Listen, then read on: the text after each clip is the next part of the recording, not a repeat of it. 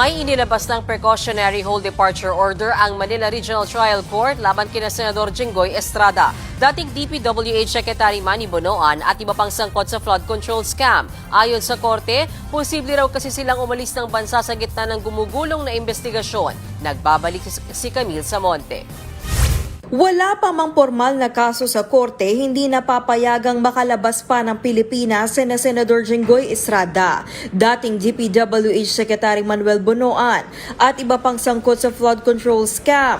Alinsunod yan sa inilabas ng Manila Regional Trial Court Branch 52 na precautionary hold departure order laban sa kanila.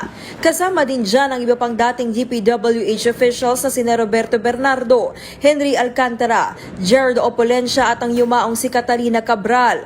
Dahil sa PHDO, hindi muna sila papayagang bumiyahe palabas ng bansa habang gumugulong ang investigasyon laban sa kanila.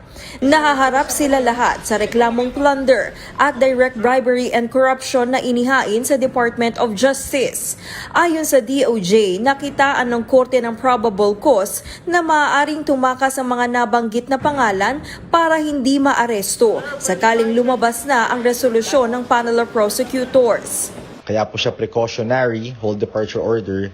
So by the term precautionary, ibig po sabihin yan na bago pa po ma-file formally yung kaso in court, nag-issue na yung judge or this Branch 52 RTC Manila of the order anticipating that the respondents in these plunder cases pending before the DOJ may evade arrest. Kaya po sila tinatawag na respondents pa rin at hindi accused because they have not yet been formally charged in court. Bago i-anunsyo ang PHDO, naghain naman kanina sa DOJ ng kanyang kontrasalaysay si Bonoan. Muli rin daw siyang aalis ng bansa at ipinaalam niya na ito sa DOJ. Matatanda ang nagpunta ng Amerika noong nakaraang taon si Bonoan para samahan ang operasyon ng kanyang asawa. Hindi pa ko alam eh. Pero nakapagpaalam na kayo, sir? Nakapagpaalam na kayo? Yan, nakapagpaalam pa. Pero sabi ng DOJ, walang saysay ang pagpapaalam ni Bonoan lalo't na ilabas na ng korte ang PHDO.